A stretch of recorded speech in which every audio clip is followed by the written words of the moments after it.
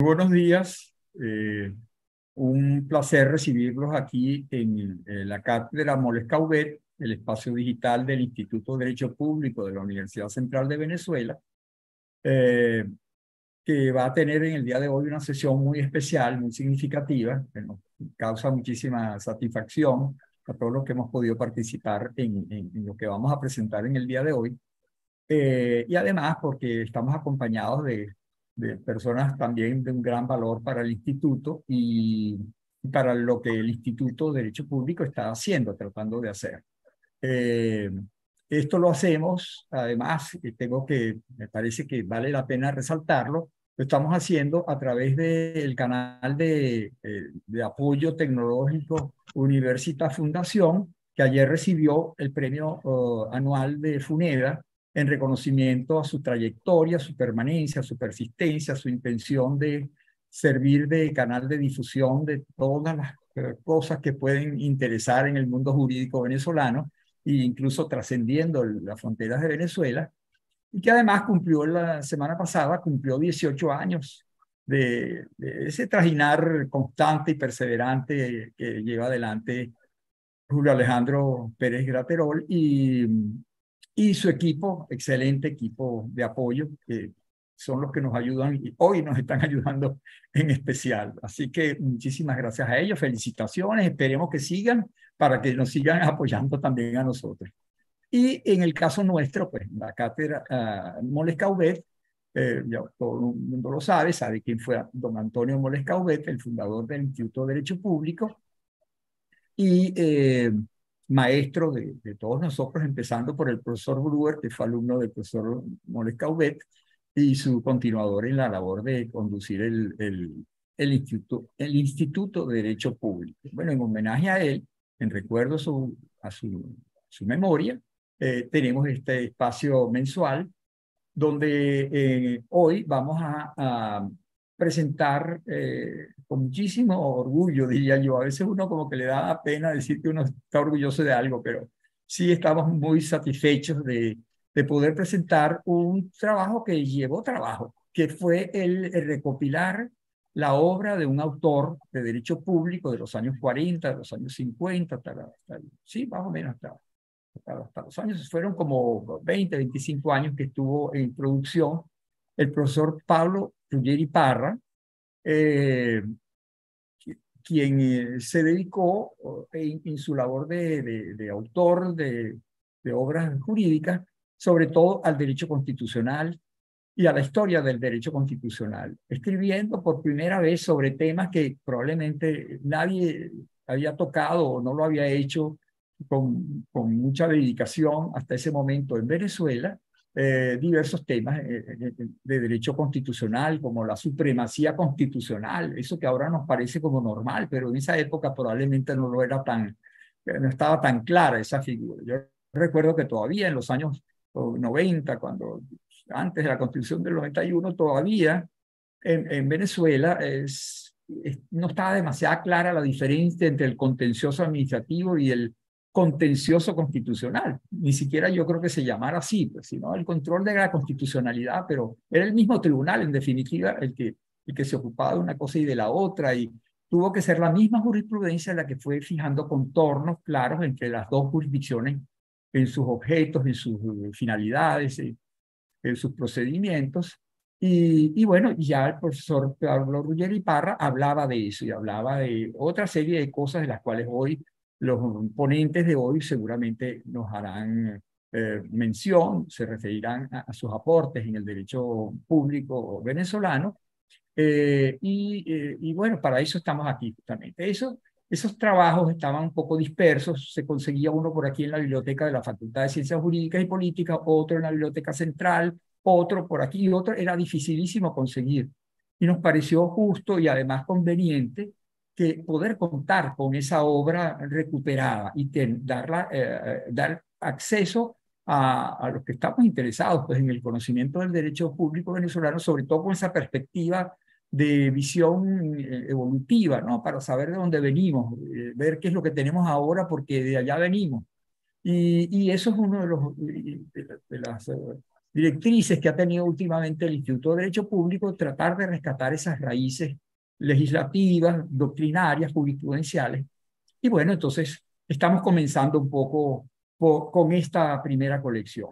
Eso lo estamos haciendo con la colaboración, bueno, más que colaboración, en realidad, mano con mano, con el CIDEP, con el Centro para la Integración y el Derecho Público, que es un colaborador invaluable para nosotros, para el instituto, que nos ha permitido hacer cosas que probablemente de otra manera, dado el cerco a que está sometida la pobre universidad, se le sería muy difícil. Pero con el apoyo de estas iniciativas privadas, como la fundación esta que nos aloja en el día de hoy, o el Centro de Estudios de Derecho, de Integración y del Derecho Público, y concretamente aquí también colaboró el Centro de Estudios del Control Fiscal, otra iniciativa privada.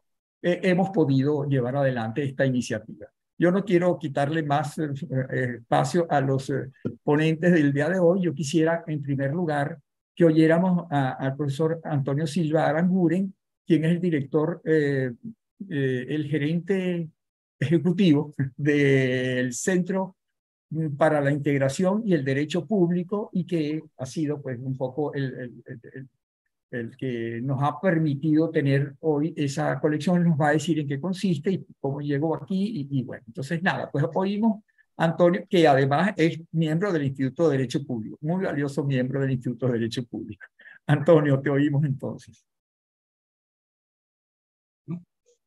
Saludos a todos, y en especial a quienes acompañan en este acto, al profesor René Proconi, nuestro anfitrión, y los profesores Ana María Ledi y a la Romer Carillas, así como a quienes asisten como espectadores dedicándonos unos minutos de su día. La intervención en este acto la hago en mi condición de director ejecutivo del CIDEP, entidad que auspició la colección Roger y Parra y que prepara otras colecciones que me permito mencionar acá, que están en proceso, en algunos casos bastante avanzado, pero sin revelar los personajes por discreción, pues desafortunadamente este trabajo es más lento de lo que desearíamos. Las causas de esta demora tienen que ver con principalmente la dificultad de acceso al material original. No siempre han perdurado suficientes ejemplares, pero sobre todo porque en ocasiones el que se tiene no se encuentra en el estado idóneo para la digitalización, por lo general por haber sido mutilados, rayados o tener anotaciones. Esos libros vividos, vamos a llamarlos así, pueden ser reveladores del interés del lector, pero no sirven a estos efectos. Se quiere ofrecer archivos nítidos y que con el auxilio de herramientas tecnológicas puedan trabajarse con facilidad y aprovecharse al máximo. En CIDEP estamos empeñados en el rescate de la memoria jurídica. Por eso, aparte de colecciones bibliográficas como la que nos ocupa hoy, preparamos colecciones legislativas y judiciales, algunas de las cuales ya están disponibles al alcance de quien quiera consultarlas. Tenemos la gran suerte de haber recibido apoyos, como de la Biblioteca Central de la UCB, dirigida en su momento de esta colección por la profesora de Derecho Administrativo Julie González de Cancet, y de la Biblioteca Andrés Aguilar de la Academia de Ciencias Políticas y Sociales, dirigida por la licenciada Beatriz Martínez. En el caso concreto de la colección de Roger y Parra, contamos además con la colaboración del SECOFI, dirigido por la profesora Jessica Vivas, quien hace poco se incorporó como investigadora invitada del Instituto de Derecho Público. Okay. Como parte de la elección del CIDEP, me corresponde hablar de la idea tras la colección Roger y Parra y de las que le sucederán. Del autor nos hablará Ana María Roger. ¿Quién entre nosotros mejor que su hija para hacerlo? Más aún siendo jurista y además miembro del Instituto de Derecho Público. De la obra nos hablará Bruber Carillas, nuestro máximo y publicista, lo sabemos. Pero lo diré con palabras de García Enterría en la presentación de uno de los libros de homenaje que se le han dedicado, el mayor de todos, editado por Civitas y en el que participó este instituto cuando era dirigido por Jesús Caballero Ortiz. Dijo sobre él: es un milagro de la naturaleza exuberante del trópico venezolano, probablemente el primer publicista de toda América Latina. No seré yo quien va a osar contradecirlo. Si hubiera que exponer razones para crear estas colecciones bibliográficas, supongo que bastaría afirmar que es para llevar a nuevos lectores la obra de quienes dedicaron tiempo al estudio y a la escritura y dejaron de estar con nosotros. Sabemos que son muy variadas las motivaciones para escribir. Mencionaré dos muy citadas. Una de García Márquez: Cito, ¿que por qué escribo? Pues simplemente para que mis amigos me quieran un poquito más. En 1992 se publicó un libro en su homenaje que lleva justo en su título la frase para que mis amigos, perdón, me quieran más. La otra cita es de Flaubert. Dijo, escribir es una manera especial de vivir. Se trata de una afirmación que aparece en su famosa correspondencia, esas casi 5.000 cartas que le sobrevivieron y cuyos textos enteros o en extracto han sido objeto de numerosos análisis. Vargas Llosa, apasionado de Flaubert al punto de dedicarle parte de su reciente discurso de ingreso a la Academia Francesa, suele tomar esas palabras cuando le preguntan por qué escribe. Aunque para Flaubert, esa manera especial de vivir implica la escritura como proceso y no necesariamente como resultado, entendiendo acá como resultado el último de todos, el de la edición. La edición es la parte de ese proceso que a nosotros acá en cambio sí nos interesa. En la presentación de su libro Derecho Administrativo Escrito de Juventud, en el que Robert Carillas reúne sus primeros textos, dice, cito también, los manuscritos son siempre el resultado de horas, días, semanas, meses, años, lustros o décadas de trabajo personal. Esfuerzo en que mi criterio, es decir, en el de Robert, particularmente en el mundo de las ciencias sociales, si no se divulga quedaría perdido, configurándose además como una muestra de egoísmo imperdonable. Es verdad que acepta la decisión personal, cito también, de muchos creadores de no divulgar lo que escriben, pero da una suerte de consejo, y aquí es una vez más una cita. Si un profesor e investigador decide que su trabajo quede inédito, quizás lo que debe hacer es destruirlo, pues lo que queda escrito está y en algún momento aparecerá. Destruirlo, dice, y no exagera, como lo demuestra la historia de las letras. Kafka es tal vez el caso más conocido, pero la publicación de textos póstumos que el autor quiso ocultar es antigua. Tan antigua como que podemos desplazarnos antes de Cristo hasta el poeta Virgilio, a quien el mismísimo emperador Augusto desoyó e hizo publicar la Eneida. Más cercano tenemos a Nabokov, cuyo hijo tampoco atendió la petición paterna y sintió que su deber filial era el contrario, entregar a los lectores lo que su padre estimaba que no debía llegar a ellos. La advertencia de Gruber entonces tiene mucho sentido. Quien no quiera que su obra se conozca, que la destruya. Para nuestra tranquilidad, en estas colecciones manejamos obras que conocieron la imprenta y lo que hacemos es simplemente rescatarlas y ponerlas a disposición de un público mayor, potencialmente ilimitado. Citaré a Gustavo Urdaneta en un breve texto publicado en el blog Derecho y Sociedad, hablando de otro de los proyectos llevados con CIDEP, la colección llamada Memoriales, que recoge la legislación de determinadas materias desde su primera regulación hasta la más reciente. Dice, cito, el Instituto ha estimado esencial ofrecer a los estudiosos del derecho venezolano fuentes de consulta que faciliten la investigación. La búsqueda de material es de por sí un placer para el investigador y lo es más aún el hallazgo, sobre todo de piezas o información desconocidas. Existe una aura romántica alrededor de esta labor, pero ese romanticismo no debe apartarnos de una realidad. La investigación científica debe optimizarse y para ello estima relevante la digitalización y su incorporación en bibliotecas virtuales, justamente como estamos haciendo en este momento. En cierto modo, en el Instituto, en CIDEP, todos juntos, nos estamos haciendo partícipes del programa Memoria del Mundo de la UNESCO, iniciado en 1992, y cito de su web oficial de la UNESCO. Para prevenir la amnesia colectiva, convocando así a preservar los valiosos fondos de archivos y colecciones de bibliotecas del mundo entero y garantizar su amplia difusión. La visión del programa es que el patrimonio documental del mundo pertenece a todos, debe preservarse y protegerse plenamente para todos y debe ser accesible a todos de manera permanente y sin obstáculos. Sigue la cita, el patrimonio documental es un legado de la humanidad a través del cual podemos mirar hacia atrás en el pasado, enriquecer nuestras vidas presentes y mirar hacia el futuro con la audacia forjada por nuestros recuerdos perdurables. Es por ello que todos debemos permanecer atentos para salvaguardar nuestro patrimonio común y transmitirlo a la próxima generación. Ahí termina la cita de las palabras de la UNESCO acerca de este proyecto Memoria del Mundo. Memoria es quizás la palabra que más se repite al referirse a este tipo de colecciones, pero la memoria no es solo la preservación de un pasado petrificado. Si bien los textos que acá presentamos son facsímiles, y por lo tanto lo que leeremos es lo mismo que salió de la imprenta durante la vida de Rivera y Padre, quizás no lo haremos como el autor los escribió, sino con nuestra mente de hoy.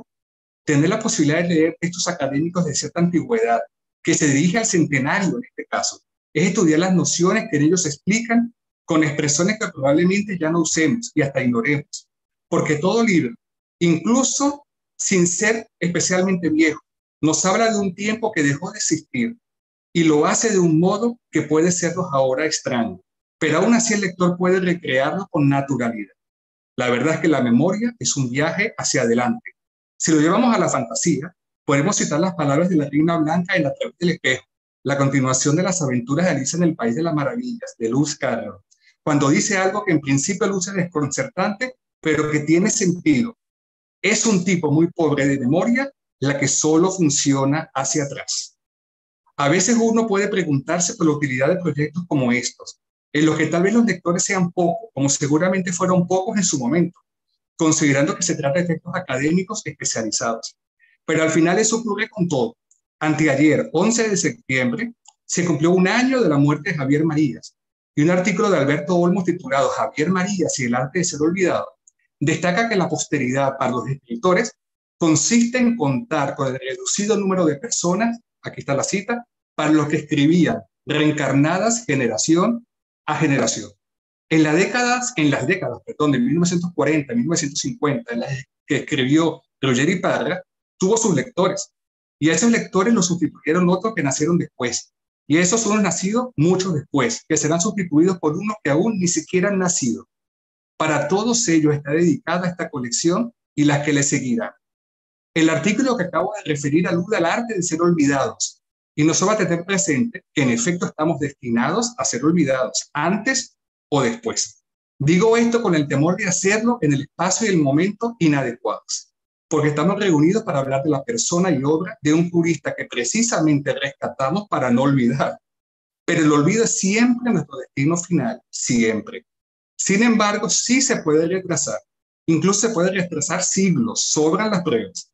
Cuando aparece la palabra escrita, el olvido no necesariamente llega con la misma rapidez.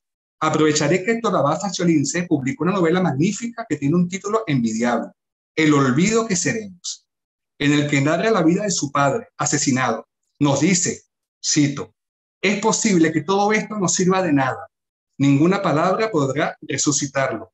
Pero, sigue la cita, uso su misma arma, las palabras. ¿Para qué? Para alargar su recuerdo un poco más, antes de que llegue el olvido definitivo. Este fue su propósito como hijo, que es a la vez escritor, y es el propósito de todo esfuerzo de recuperación editorial como el que traemos nosotros ahora ante ustedes. Ojalá nos reencontremos acá pronto para presentar otra colección y luego otra y luego otra. Gracias por su paciencia. Encantado. Excelente, Antonio, muy, muy bueno, de verdad, muy, muy emotivo y además como que nos da esperanza. Me parece que está muy bien lo que nos has dicho aquí y para presentar esta colección que efectivamente no podemos spoilearla, dirían los jóvenes, ¿no? Y no podemos decir entonces cómo sigue, pero va a seguir, si Dios quiere. Bueno, ahora vamos a oír entonces a Ana María Ruggeri, quien nos va a hablar eh, nos va a hablar entonces del personaje, del autor al que estamos homenajeando hoy, cuyo recuerdo estamos tratando de prolongar. Y, y bueno, Ana María, ustedes la conocen, miembro del Instituto de Derecho Público desde hace años, profesora de la facultad, magistrada de la Corte Primera de lo Contencioso Administrativo, perseguida por esa razón. Bueno, pero siempre nos sigue acompañando en el instituto, así sea por esta vía telemática. Entonces, vamos a oír ahorita a Ana María hablándonos del Pablo Ruggeri Parra. Te oímos, Ana María. Sí, bueno, yo realmente lamento que no me vean porque creo que me encanta verlos a ustedes y a ustedes les encantaría también verme a mí, que desde hace tiempo no nos vemos, no nos tocamos, no nos vemos físicamente, pero podíamos vernos y esa era una de mis ilusiones, vernos al menos en una reunión como las de ahora, en una videoconferencia. Bueno, lo primero que tengo que decir es que un día, en una reunión donde Gustavo ya había sido designado director del Instituto de Derecho Público. Se tocó el tema de qué se podía hacer en el instituto. Yo estaba allí en esa reunión de los días miércoles, estaba Antonio también, que se tocó el tema de qué se podía publicar, además de lo que ya habíamos publicado en la cátedra, o lo que se había publicado, que había publicado CIDEP en la cátedra Antonio Molescaue. A mí se me ocurrió que me encantaría que se publicaran los libros de mi papá. Era una forma de tenerlo presente, porque ya, a ver, mi papá murió de 53 años y yo solo lo conocí mientras era adolescente. Yo tenía, cuando él murió, 13 años. Sin embargo, heredé, y dentro de las cosas que heredé la condición de ser abogado. Y como tal, pues me sentí responsable un poco de su condición, de lo que había sido su condición profesional, de alguna manera. Y bueno, se dijo que sí, que perfecto, que qué bueno, que se podían digitalizar los libros de mi papá. Cosa que me llenó a mí de una gran alegría porque era traer a alguien ausente y hacerlo presente. Yo creo que un poco lo que ha dicho Antonio es nuevamente ir haciendo presente los tesoros ausentes, y dentro de los tesoros ausentes están los libros. Y los libros sí se leen, ¿cómo no? Claro que se leen, y ya vamos a ver, ya van a ver, y nos toca a nosotros responsablemente no solamente digitalizar los libros cuando se pueda digitalizar, sobre todo libros que fueron escritos hace mucho tiempo y que sus autores no están presentes, sino como en el caso de él, ausentes. ¿Quién fue Pablo Ruggeri Parra? Y eso es un poco lo que yo quiero decirles a ustedes. Bueno, Pablo Ruggeri Parra, mi papá, nació el 6 de agosto de 1908. En 1908, en Venezuela, había asumido el poder el general Juan Vicente Gómez, el mismo año, en 1908. ¿Dónde nació Pablo Ruggeri Parra? Pablo Ruggeri Parra nació en un hato, en una hacienda.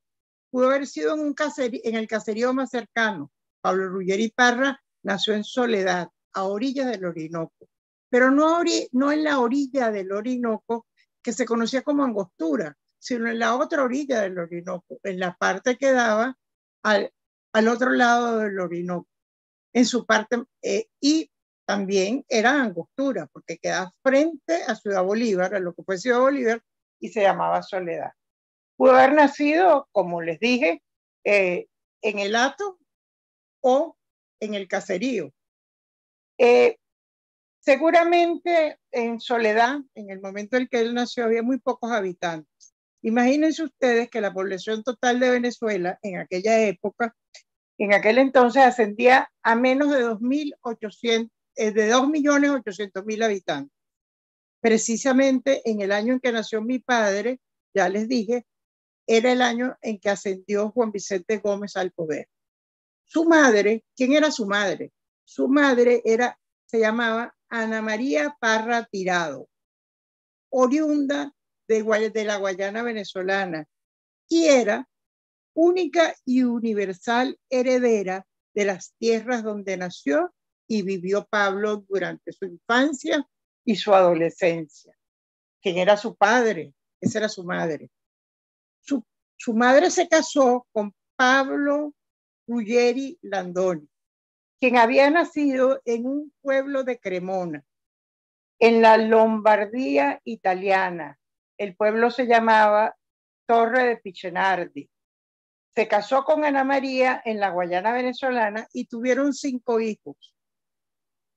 5 hijos varones. Sus hijos varones se llamaban Luis, Andrés, Rafael, Pablo, que era el cuarto, y José Manuel. Paolo Ruggeri Landoni, su papá, falleció cuando Luis, su hermano mayor, tenía 15 años y Pablo 5 años y el más pequeño 3 años. De suerte que Entonces, Paolo tuvo poco tiempo al lado de sus hijos y sobre todo de sus hijos pequeños, como lo eran Pablo y José Manuel. Sin embargo, él logró transmitir, y seguramente posteriormente con la ayuda de Ana María, la venezolana, transmitir muchas enseñanzas a sus hijos. Ellos nacieron hablando dos idiomas, no solamente el castellano, sino también el idioma natal de Pablo, el italiano. Y probablemente aprendieron algo de lo que él sabía hacer, instrumentos de cuerda frotada. En la zona de Cremona y en Torres de Pichenardi, donde nació Paolo, se hacían violines. Y efectivamente, seguramente esos niños, no solamente los Ruggeri Parra, no solamente aprendieron a hablar italiano con su padre, sino que también aprendieron algo de ese conocimiento, esa destreza que tenía Paolo Ruggeri Landoni. Su infancia transcurrió en la hacienda que heredó su madre, aprendiendo a hablar y a escribir, compartiendo pequeñas tareas y conocimientos con sus hermanos. La vida de los niños campesinos en 1908 a 1916, que era la vida de Pablo desde que era un niño hasta su adolescencia y primera adultez, era bastante laboriosa y entretenida. No había radio, no había televisión, no había formas de comunicación. Sin embargo, ellos trabajaban mucho, tenían muchos quehaceres, realizaban las tareas del hogar y del fundo con esmero o ayudaban a realizar tareas del hogar, buscar agua para beber, para dar de beber a los animales, probablemente ordeñar o a lo mejor ayudar con las palanganas de la leche a llevarlas a la casa para hacer el queso, pescar en las riberas del Orinoco, aprender a hablar, a leer y a escribir, como yo he dicho, y en el caso de ellos, primero en casa y luego en las escuelas. Pero también vieron a las mujeres guarao, unas comunidades indígenas que quedaban allí en soledad, al frente en la hacienda de Ana María Parra Tirado. Esas mujeres guaraos hacían casas. Las casas las hacían de techos de palmas y también hacían chinchorros. Las palmas se llamaban moriches. Esas mujeres y esos hombres guaraos pescaban sapuaras, es decir, era quizás el pez más conocido del río Orinoco en las orillas del río Orinoco. En fin, esa era la cantidad de actividades, esas eran las cantidades de actividades que hacían los niños Ruggeri Parra. Hay una cosa que siempre voy a recordar de mi papá, que él decía que él no había jugado, él no jugaba nada, ni siquiera pico pico. Yo nunca supe qué era, y todavía no lo sé, qué significaba pico pico.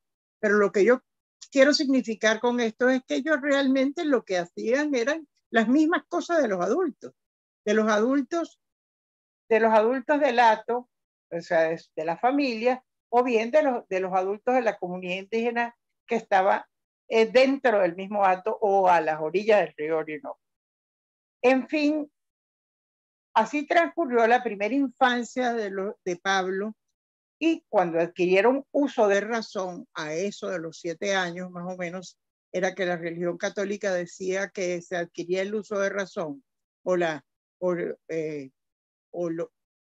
los libros católicos nos decían que se quería uso de razón, iban a la escuela.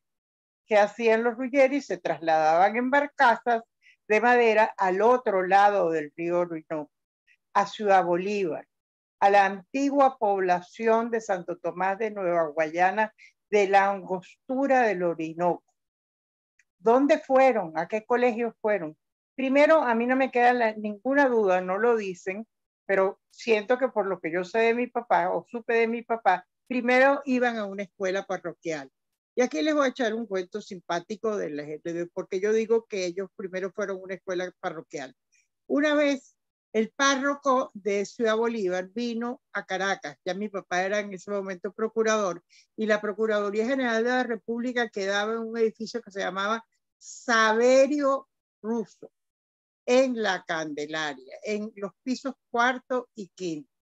Y el párroco de allá de Ciudad Bolívar, porque en Soledad no había iglesia, preguntó por Pablito. ¿Y dónde está Pablito? Porque Pablito, que era mi papá, era además su ahijado. Entonces él le decía Pablito. Y los abogados y empleados de la Procuraduría le dijeron, ay, lo mandamos a comprar café, porque Pablito también se llamaba el chico que les hacía los mandados. Entonces, efectivamente, yo tengo la certeza de que mi papá, además de haber aprendido a leer en su casa, también aprendió sus primeros, fue educado en la iglesia parroquial de Ciudad Bolívar, de Ciudad Bolívar. Posteriormente fue, y porque hubo un cambio en la educación en Venezuela antes y después de Gómez. Con Gómez empezó la instrucción pública y allí instrucción pública obligatoria, no necesariamente instrucción pública obligatoria gratis para todo el mundo, sino instrucción pública. Todos tenían que ir al colegio, no se podían quedar en casa a educarse en casa, todos los chicos tenían que ir al colegio. Allí fue el Liceo Guayana. Posteriormente, después fue el Liceo Guayano bajo la dirección de un famoso profesor llamado Narciso Fragachán. Y posteriormente fue al Colegio Federal cuando era director y profesor Oscar Luis Perfetti. Voy a hacerles aquí una observación. Ustedes se pueden haber dado cuenta de que hay muchos italianos, nombres o apellidos italianos que les he mencionado. Efectivamente, en esa zona había muchos corsos e italianos. Por ejemplo, Narciso Fragachán, que era muy conocido de lo que era bachiller, pero creó una escuela que se llamaba Liceo, a la usanza de Europa, los liceos.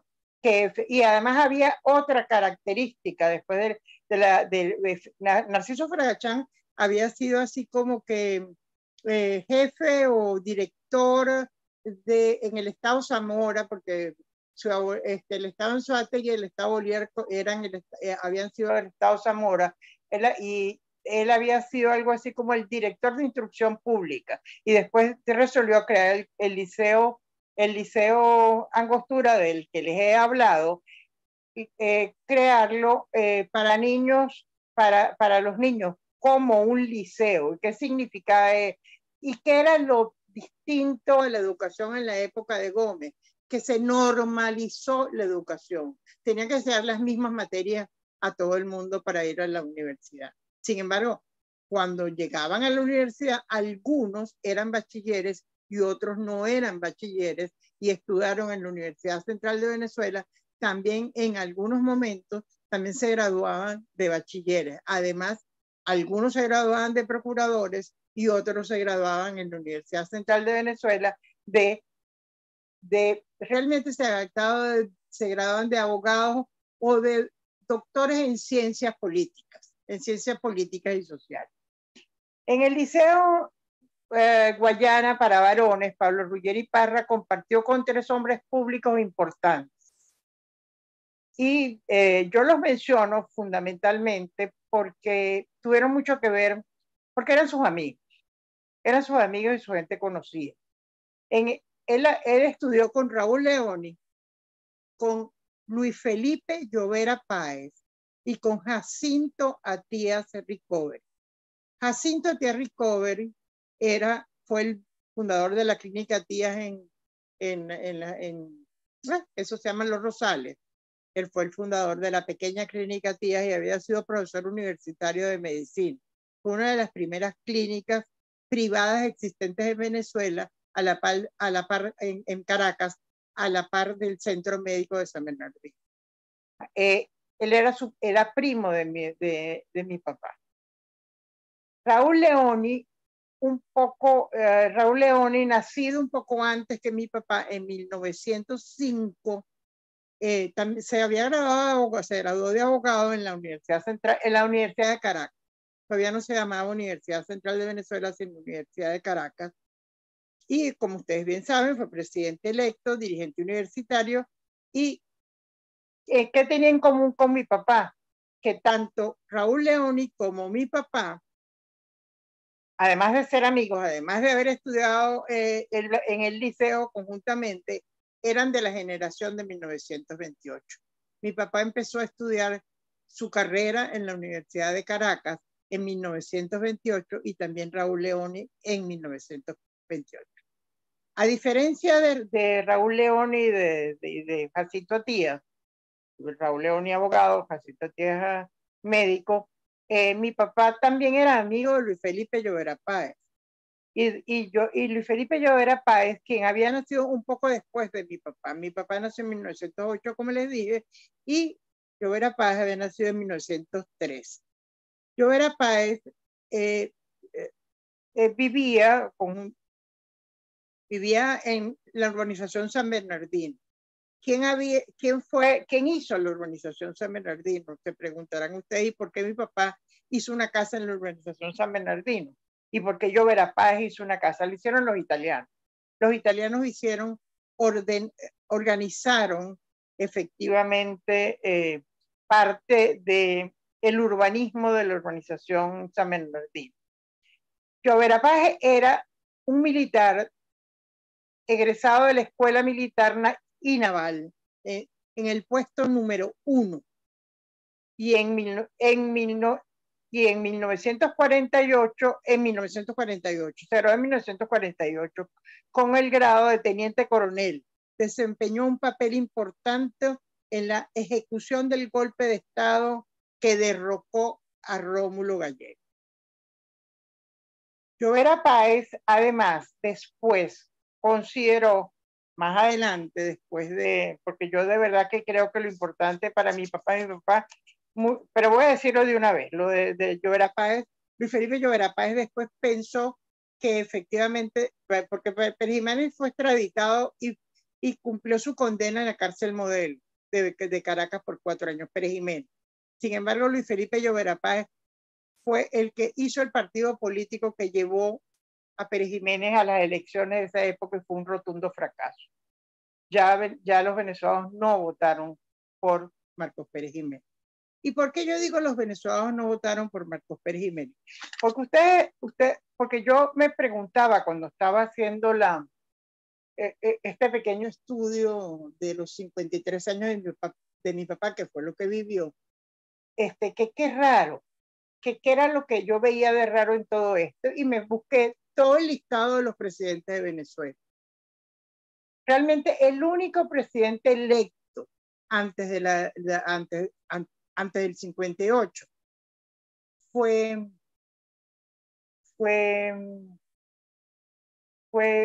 Gallego. Los demás no fueron presidentes electos. Fueron presidentes electos, pero de un segundo grado. Yo me acuerdo que yo trabajé esto con Gustavo Urdaneta, con Gustavo y Armando, pero realmente no había elecciones verdaderas elecciones. Pero además tenían otra característica, todos eran militares, salvo 2 médicos, pero que efectivamente eran designados por los militares. Realmente no hubo presidentes civiles. El primer presidente verdaderamente civil, además de 2 médicos que hubo, fue Gallego. No hubo antes otros presidentes. Y eso es bien importante, pero también había otra característica. Por primera vez no era el grupo andino el que estaba verdaderamente tratando de conformar la democracia, sino eran personas más bien del oriente de Venezuela. ¿Quiénes eran del oriente de Venezuela? Los que les he mencionado. Rómulo Betancourt era de Guatire, que fue el primer presidente. Estaba también, bueno, Caldera no lo era de Oriente, pero era más o menos cercano al Oriente, era de Yaracuy, pero estaba Raúl Leoni, Rómulo Betancourt, los dos primeros presidentes electos democráticamente, que fueron Rómulo Betancourt y Raúl Leoni, eran de Oriente. Y también, y por primera vez en la historia, ellos verdaderamente. Ahora, ¿qué es lo que sucede? Y para mí me parece que es bien importante recordarlo. Pérez Jiménez fue una persona que llegó al poder, derrocó a Gallego. Realmente se hacían golpes de Estado uno tras otro, unos con otros. Pero lo importante de Pérez Jiménez era que él fue perdiendo como el poder.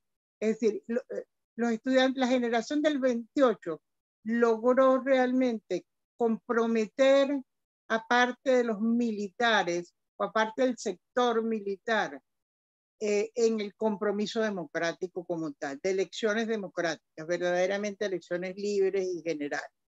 Ya todos sabemos que en 1947, con la Constitución de 1947, las elecciones fueron elecciones más libres, la mujer ya votaban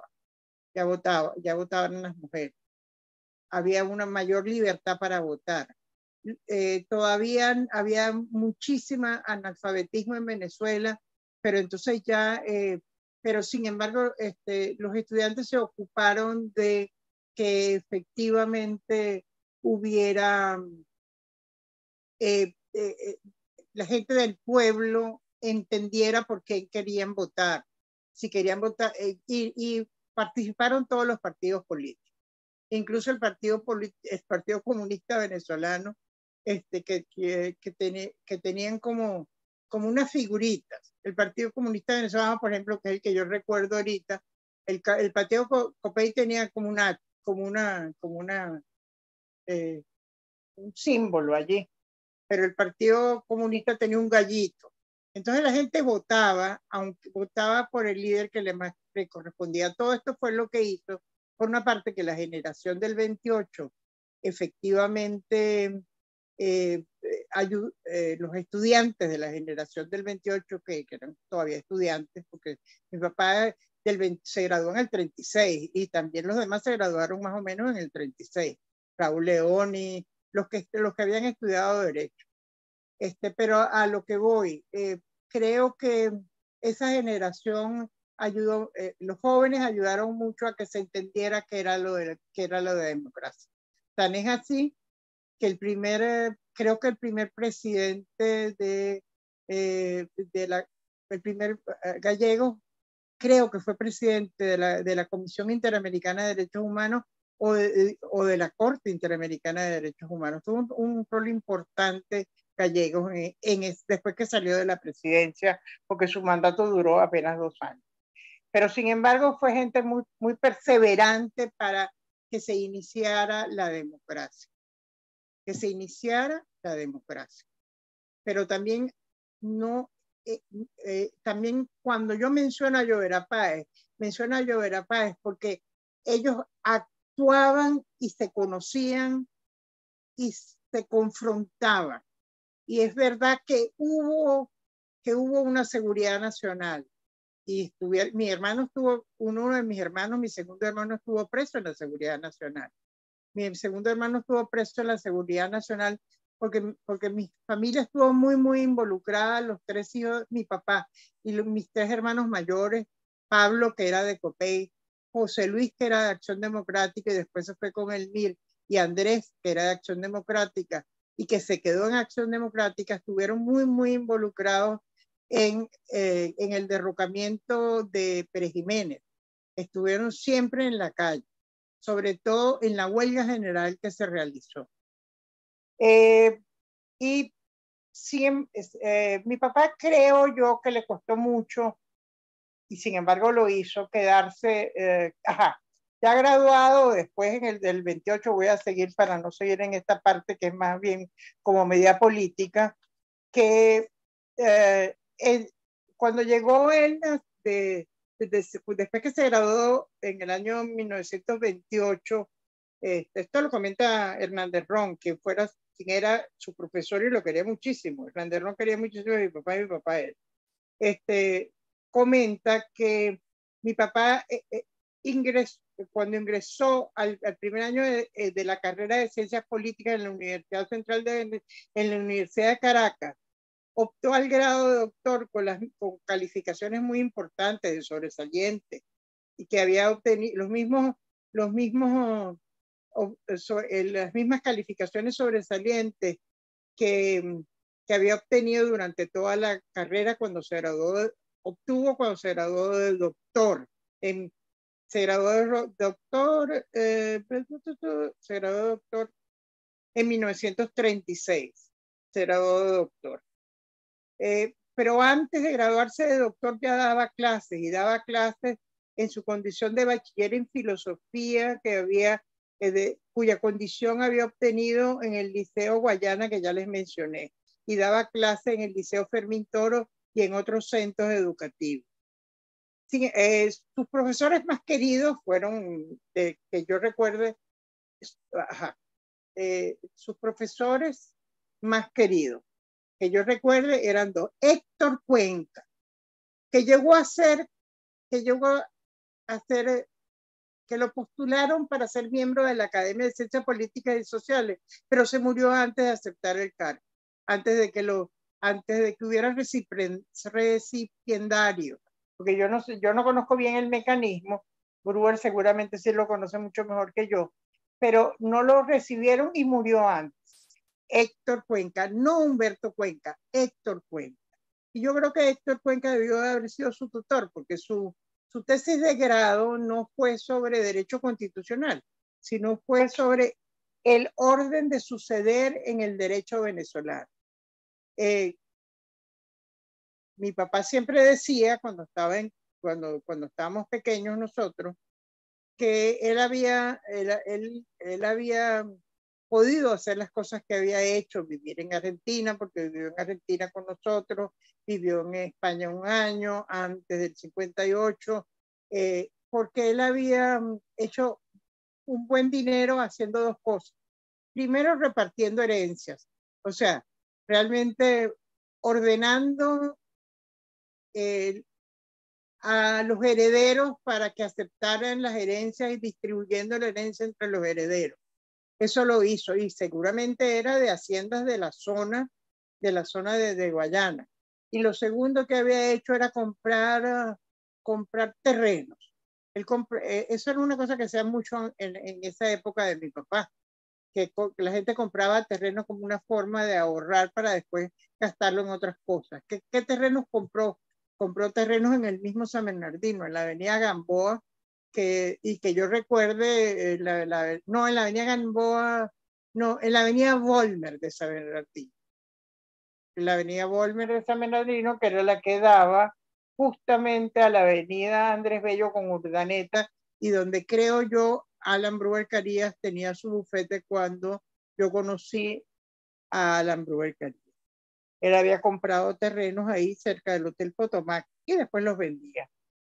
¿Qué más les puedo decir de mi papá? Bueno, que les puedo decir que nuestra casa era una casa de muchos quehaceres, La gente trabajaba muchísimo en aquella época. Ya sí había radio, ya en nuestra casa en San Bernardino. Pero mi mamá era una persona que trabajaba muchísimo, ella había sido maestra normalista y ella nos enseñó a leer a todos nosotros. A los 6 nos enseñó a leer. Nosotros nos fuimos al preescolar. Ella también era la que manejaba un Dodge y me llevaba a mí a San José de Tarbes de la Florida. Mis hermanos, por el contrario, estudiaron en un colegio que era muy famoso, el colegio donde mi papá también era miembro de la Junta de Padres y Representantes, que era el Colegio América. Era un colegio de republicanos en el exilio. De allí que algunos de jóvenes de Acción Democrática, los que se fueron, algunos de los que se fueron después de cuando Betancourt los separó a los jóvenes porque ellos habían entrado en la guerrilla urbana.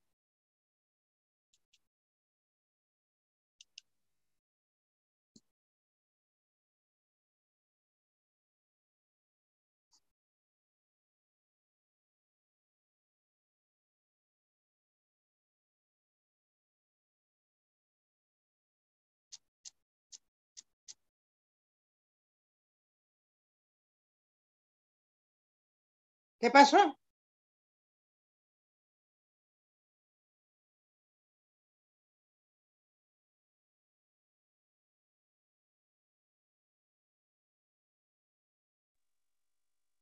¿Aló? ¿Aló? ¿Quién habla? Ana María. Sí, yo estoy hablando, pero de repente se me fue el audio. Se Bueno, me fue el audio. sigue hablando. ¿Continúo? No, sí, Ok, no. ok. Entonces, bueno, a lo que voy, mis hermanos estudiaron en el Colegio San José de Tarbes, perdón, en el Colegio América, que es donde mi papá era, que era un colegio de republicanos en el exilio, un colegio, hubo mucha gente que de España se trasladó a Venezuela, igual que ahora hay mucha gente fuera de Venezuela que se traslada por el mundo. En aquella época eran muchos los españoles que estaban, y estos republicanos fundaron un colegio, que era el colegio, uno de los colegios que fundaron, que yo sepa, dos colegios conocidos, de la misma manera que el doctor Moles llegó a la Universidad Central y el doctor García Vaca el doctor Moles a la Escuela de Derecho y García Vaca a la Escuela de Filosofía. Efectivamente, estos eran profesores de bachillerato que fundaron el Colegio América. Mi papá participaba en ese Colegio América. Había quizás sí un problema, que estos jóvenes fueron preparados por gente que también algunos de ellos eran, eran quizás, les enseñaron mucha filosofía y les enseñaron marxismo. Entonces, muchos de ellos que eran los jóvenes de Acción Democrática, pues se fueron más bien con el marxismo, y cuando efectivamente, luego de la época de Betancourt, cuando ya estaba Fidel Castro en el gobierno en Cuba, había guerrilla urbana auspiciada por Fidel Castro. Ellos fueron Acción Democrática, se salieron de Acción Democrática, y muchos de ellos estaban en la guerrilla urbana y se salieron de Acción Democrática. Los más importantes de ese movimiento, porque mi hermano no era tan importante, mi hermano José Luis, fueron los que todos los conocemos, Américo Martín, creo que Américo no, yo creo que Américo fue al Cerro del Bachiller, pero sí Moisés Moleiro y Domingo Alberto Rangel, que eran los que habían estado antes en Acción Democrática. Pues bien, creo que mi papá era un hombre, para terminar, bueno, primero era un hombre que estaba muy vinculado por muchas razones a los italianos. Él se sentía muy orgulloso de ser hijo de italiano. Incluso su bufete quedaba en el edificio Víctor Mendoza Leonelli, que era un edificio que quedaba su bufete de Gradillas a San Jacinto. En una oficina, esa era una de las características. Ellos constituyeron la Casa de Italia en San Bernardino. Segundo, por otro lado, además de estar muy vinculado, yo creo que estuvo muy vinculado a Estados Unidos, mi papá también, porque él efectivamente íbamos mucho nosotros a Estados Unidos de niños. Yo iba para todas partes porque yo era la más pequeña y a mí me llevaban como casi que obligaba a mi papá, a mi mamá y a ellos, y ahí pues veía a mi papá durante la época de Pérez Jiménez, la última parte de la época de Pérez Jiménez, Recuerdo haber estado en reuniones con Pérez Guevara, que después estuvieron en el poder. Pérez Guevara, que eran los que estaban en el exilio en Nueva York, y mi papá verdaderamente escribió y le gustaba la democracia. Es decir, era un convencido de que el régimen americano, norteamericano, era un sistema democrático federal bien sólido y bien importante. Y de esa manera, pues yo creo que mi papá fue un demócrata liberal, además de no tan de la democracia, de la socialdemocracia ni de la democracia cristiana, sino más bien más liberal de la democracia. Creía en el libre mercado como tal. Ahí menciono una cosa que siempre creo yo que debió afectarlo a él, que creo que si me están oyendo, más adelante voy a seguir escribiendo sobre él, que qué pasó con Ley 80, qué pasó con el inicio de la siderúrgica del Orinoco, que después que pieza a pieza, una empresa tan grande como la Inocente, que venía, que efectivamente era una empresa metalmecánica, que iban a hacer motos, automóviles y todo en Venezuela, que se trajeron pieza por pieza para hacer la siderúrgica o la industria metalmecánica en el Orinoco. Después, cuando llegó la democracia, salieron de Venezuela. A mí me encantaría saber qué pasó allí. Quizás los que hayan trabajado más como abogados sabrán qué fue lo que pasó. La expropiaron, se fueron. No, la verdad que no entiendo muy bien, porque yo creo que efectivamente él debió haber estado conjuntamente con el doctor Mendoza Leonelli, que era su amigo y socio y propietario del edificio donde él, abogado además, abogado de italianos además, donde él trabajaba. Debió afectarles mucho la salida del Inocente en aquella época, que se hizo con Rómulo Betancourt, la salida de la Inocente en Venezuela. ¿Qué otra cosa les puedo decir de mi papá? Bueno, mi papá después terminó ya ya, porque quisiera como que terminar, después podemos en otra oportunidad. Él fue designado procurador el 24 por decreto número 4 de la Junta de Gobierno. Y quiero recordarles a ustedes, que a lo mejor no creo que algunos lo tienen fresca la memoria, que el 23 de enero del 58 los venezolanos despertaron con la noticia de que el general Marcos Pérez Jiménez había abandonado el país en su avión presidencial. No sin antes, como apunta Raíz Lupa, el general Pérez Jiménez había dicho que al abandonar Venezuela, que por favor buscaran al oficial de mayor rango y de mayor antigüedad. Y ese oficial de mayor rango y mayor antigüedad, de los que estaba pues en contra en ese momento, estaba presionando la salida de Pérez Jiménez, era Wolfgang Larrazábal Hugueto, quien terminó siendo el presidente de la Junta de Gobierno, Wolfgang Larrazábal Hugueto. Y en el primer momento Larrazábal nombra una junta militar de gobierno, presidida por él. Sin embargo, luego hay presiones, sobre todo porque en esa primera junta de gobierno se nombró a dos militares perejimenistas, Abdel Romero Villate y Roberto Casanova. Luego estos dos son sustituidos por dos civiles, pero por dos civiles que efectivamente no eran dos civiles del sector universitario, sino más bien dos civiles que estaban, que eran verdaderamente empresarios venezolanos, empresarios o por lo menos ligados a la construcción venezolana, que fueron Eugenio Mendoza Goiticoa y Blas Lambert.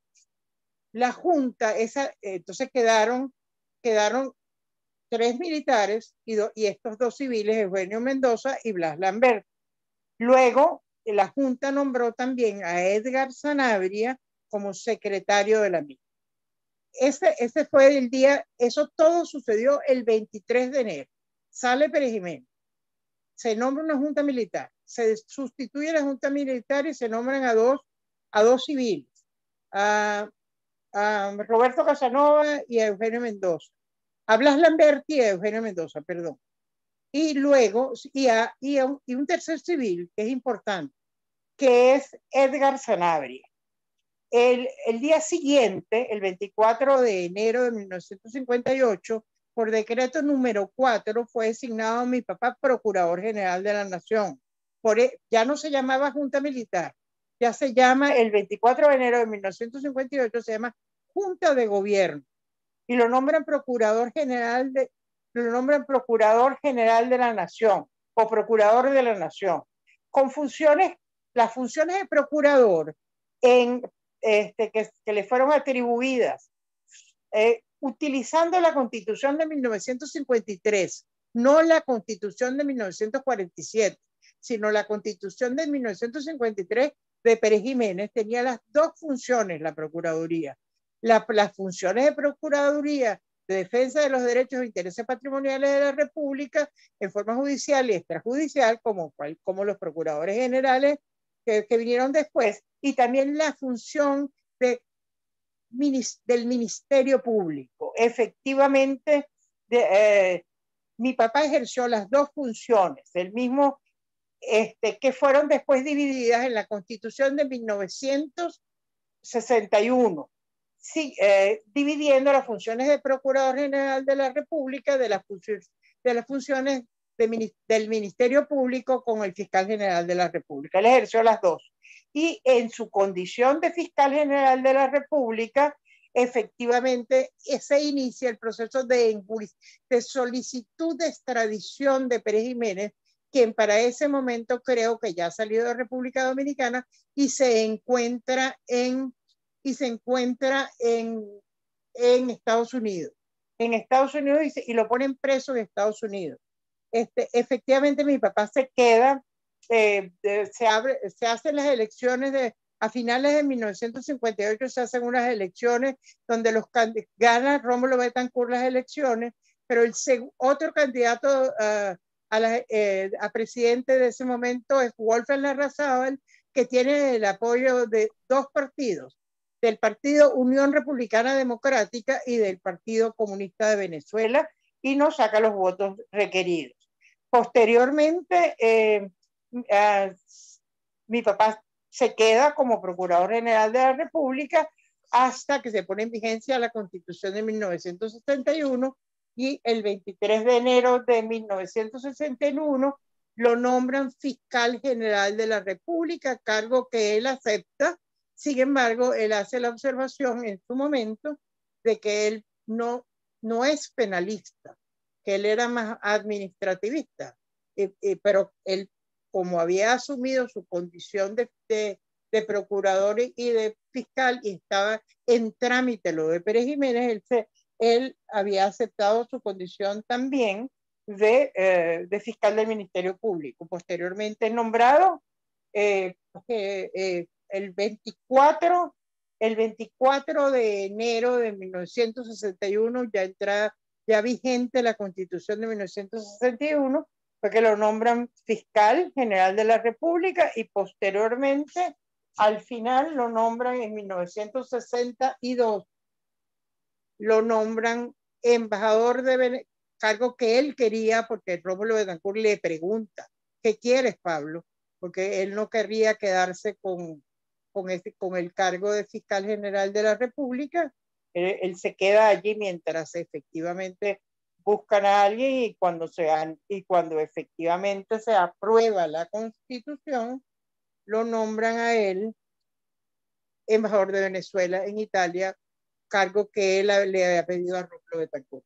Muere en 1962 de una operación estando en Roma. En Turín. Se muere en Turín. Se trasladan sus restos a Venezuela. Su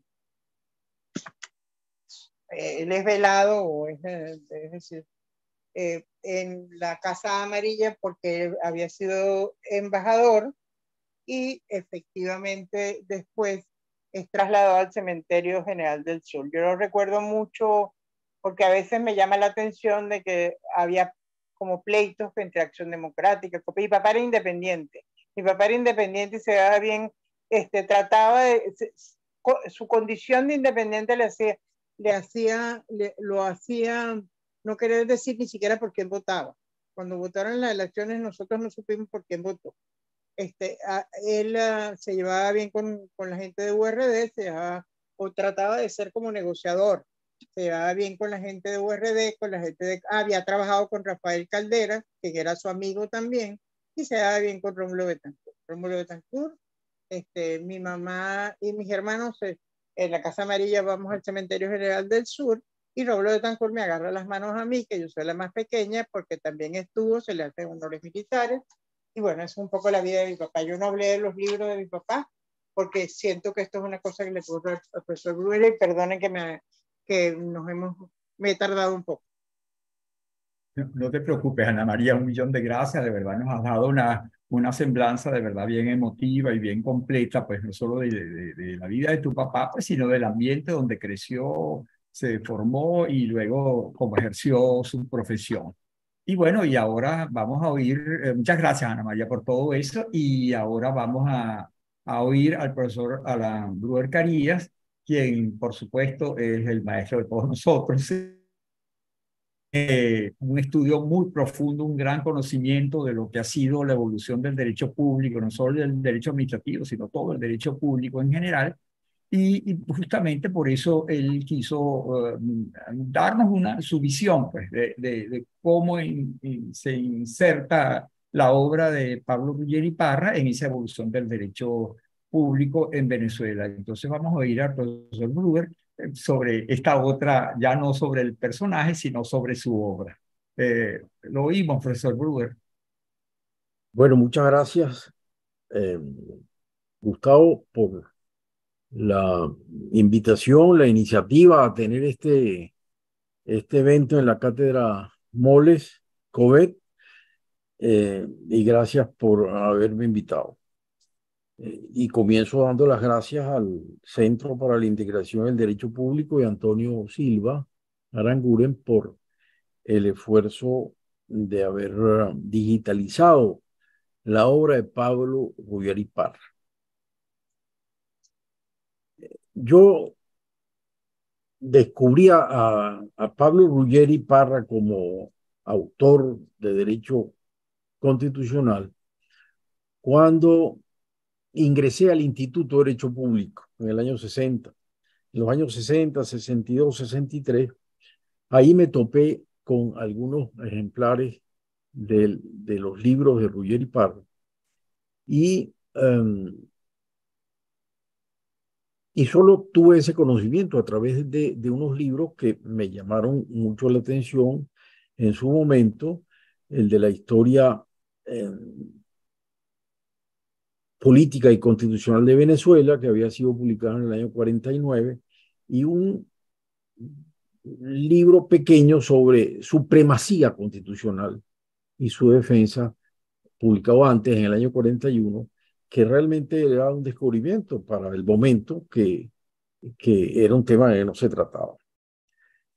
Yo siempre estuve pensando en la necesidad de republicar esta obra de Ruggeri Parra. Inclusive se lo dije a Ana María durante varias veces, todavía estando yo en Caracas, la necesidad de rescatar esa obra, y luego, mediante correspondencia, también se lo repetí, la importancia de que se pudiera republicar esa obra. De manera que me alegro mucho que haya habido esta iniciativa de poner toda la obra de Ruggeri Parra digitalizada. Ahora está el acceso libre, digitalizado, y le sugería a Gustavo Urdaneta y a Antonio Silva que posiblemente convenga hacer una edición en físico. e incluso podría ser perfectamente un solo volumen, la obra de Ruggeri Parra, porque todos estos libros de él, que me voy a referir rápidamente, son libros de no mucho volumen, que podrían perfectamente ser puestos todos en una sola texto reproducido, reproducción contemporánea de aquella obra de los años 40. Y es que Ruggeri Parra puede considerarse como el gran constitucionalista de la época predemocrática de los años 40. Ahí se descollan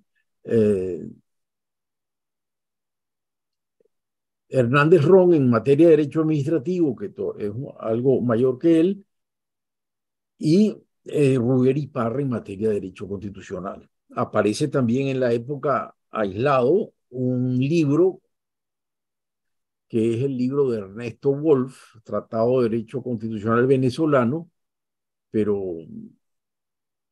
y que es la obra clásica de la época, aun cuando Wolf no era venezolano, era suizo, estuvo en Caracas y escribió esa obra, pero eso es una obra monumental que hay que rescatar también y ojalá se pueda digitalizar. Ya le decía esto a Antonio Silva. Pero en esa época, por tanto, la gran obra de derecho constitucional es de Pablo Ruggeri Parra. Él, luego que se gradúa de doctor en Ciencias Políticas y Sociales en la Universidad Central de Venezuela, que era Universidad Central de Venezuela, eso de Universidad de Caracas es una denominación, pero la Universidad Central de Venezuela así se llama desde la independencia. Se graduó en el año 34 y en Caracas él es profesor de sociología en la universidad y luego es profesor de Derecho Constitucional y de Evolución Constitucional de Venezuela, dos materias que da un tiempo, no muy largo, un tiempo. Y de esa obra docente es que salen su libro de Derecho Constitucional, publicado luego en el año 53, y su libro Historia Política y Constitucional, publicado en el año 49.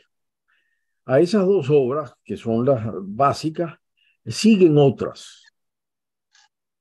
Fundamento Constitucional del Sistema Rentístico, en el año 49, el libro de Supremacía Constitucional y su Defensa, en el año 41, publicado en el 41, que es un libro de jurisprudencia constitucional, es de los primeros que descubre jurisprudencia en Venezuela en materia constitucional, y mi interés en la jurisprudencia de esa época, de los años 60, 62, que comenzó allí, pues me llevó a interesarme aún más por esa obra de Ruggeri Parra.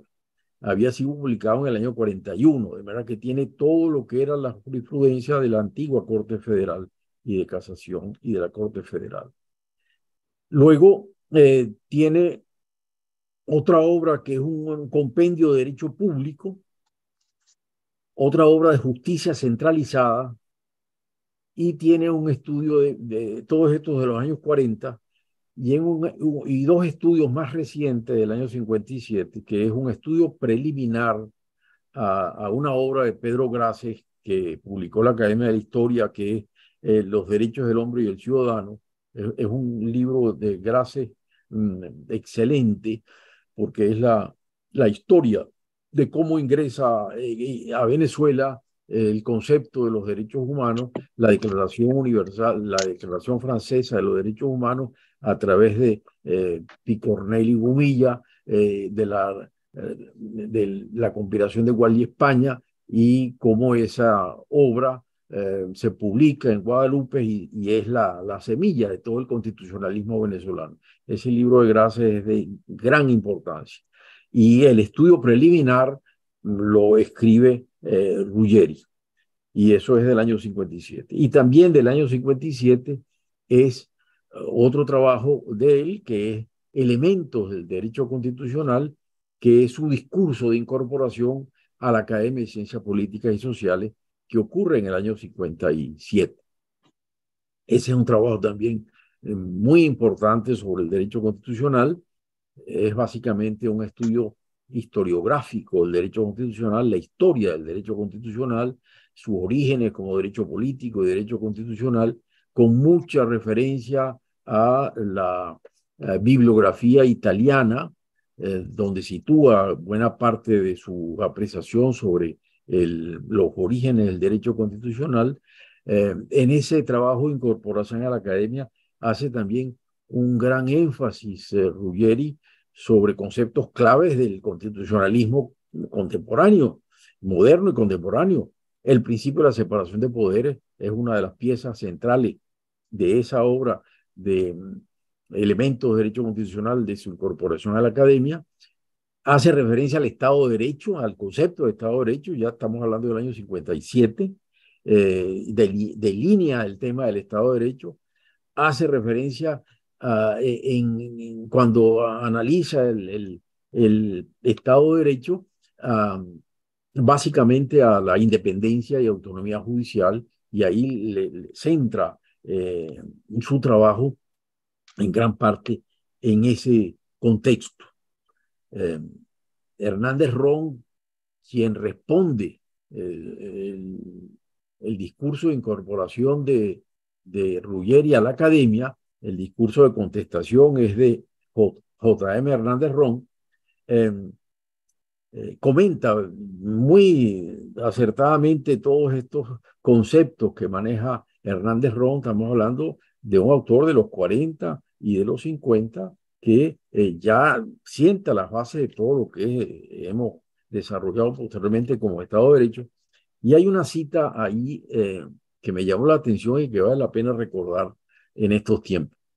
Una cita que en latín dice: remota justicia quid sum regna nisi latrocinio.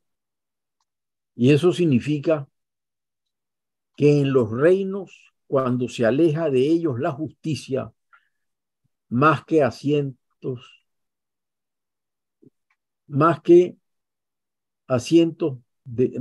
son más asientos de toda violencia. Es decir, la violencia se apodera de los reinos cuando se alejan de la justicia. Y ese es uno de los temas centrales que tenemos hoy en nuestro país. Recordar a Ruggeri, recordar su obra como constitucionalista, haberla publicado como está ahora en la colección digital por el Instituto de Derecho Público y por el Centro de la Integración y del Derecho Público, implica que con ello se supera el olvido. Y eso que nos hablaba Antonio al principio hay que recordar. La publicación, la difusión es fundamental y tenemos que seguirla haciendo en todos niveles, a los efectos justamente de superar el olvido. Y con eso tenemos entonces ahora esa posibilidad de acceso a la obra de Ruggeri Parra, libre, y con eso no solo se supera el olvido del autor, del creador, del constitucionalista destacado que fue de los años 40 y 50, sino que se permite acceder a la historia del propio derecho constitucional venezolano a través de esa obra. Creo que esto completa las referencias que se hicieron anteriormente, la extensa referencia a Ana María. Debo decir que tenía unos datos distintos. Ruggeri nació en el año 8 y todas las biografías dicen que falleció en el año 63. En el 62 fue embajador, fue nombrado embajador en Italia y falleció en Italia en el 63. Y la cuenta me da que falleció de 55 años, no de 53 como nos decía Ana María.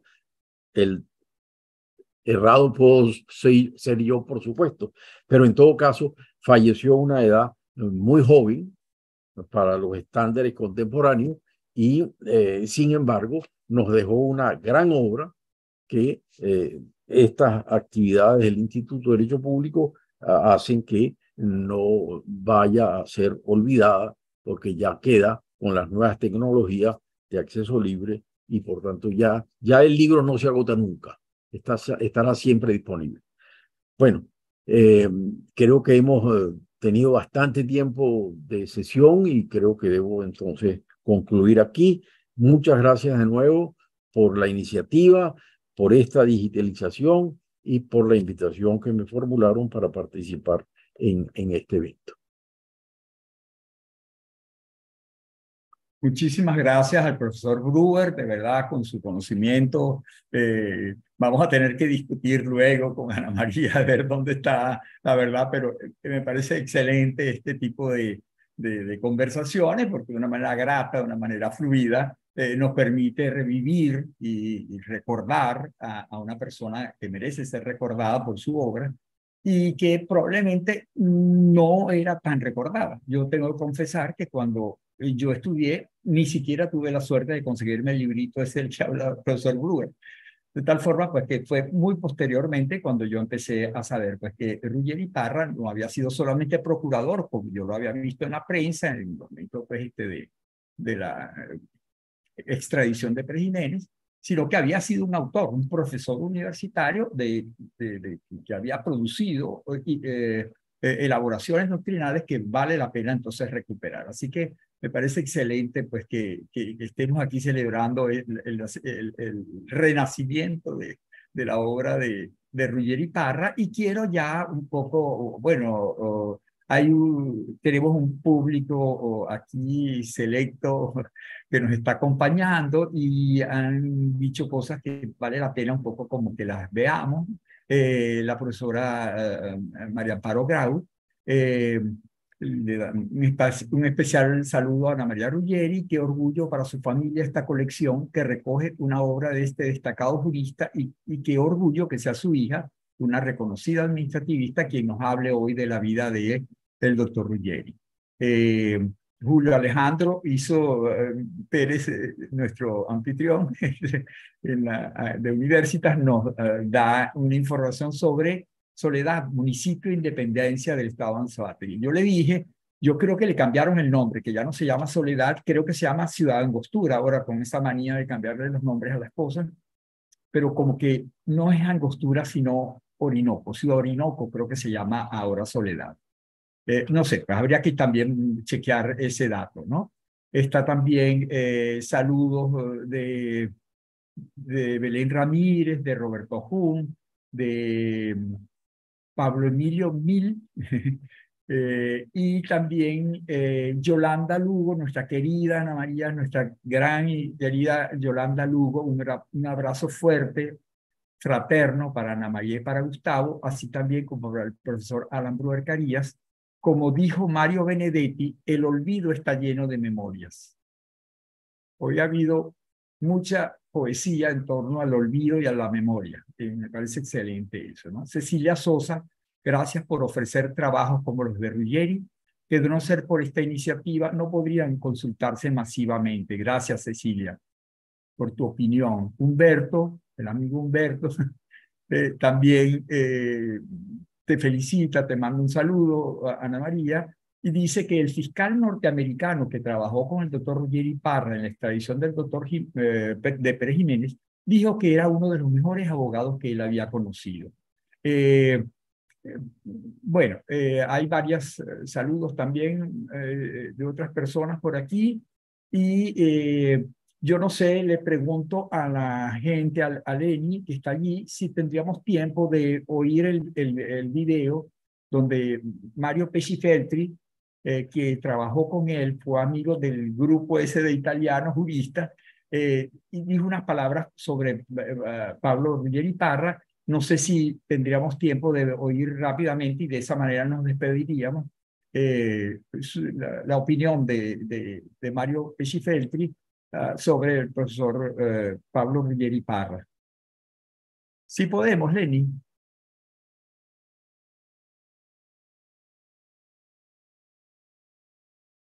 Profesional que yo en la vida profesional que yo he hecho durante tantos años, he encontrado dos personas que merecen la mayor consideración y el mayor aprecio por su calidad moral y por su calidad intelectual. Uno fue Ruggeri Parra, sin duda, con el cual trabajé 2 años y que tuve pues la satisfacción de conocer su actuación tanto en el derecho público como lo que tenía él que hacer en el campo del derecho penal, porque en esa época en la Procuraduría, que éramos creados 8 abogados, uno principal era el que prácticamente dirigía todos los problemas penales, de los cuales obviamente Ruggeri jugaba un papel fundamental. Y luego la Procuraduría, creo que en este momento tiene más de 200 abogados, es lo que pienso. Y la otra persona era de Felipe Urbaneja, que realmente era un ser excepcional, que además tiene en su haber que fue uno de los pocos miembros del gobierno de Pérez Jiménez que fue absuelto. Muchísimas gracias, Lenny. Excelente, quedó muy bien. Muchas gracias a Flavia, que creo que está por ahí también, por habernos hecho llegar ese video de su papá, una persona que conoció personalmente pues, a Pablo Ruggeri Parra. Y es una manera también de rescatar la memoria que él tiene de quien fue su jefe en la Procuraduría.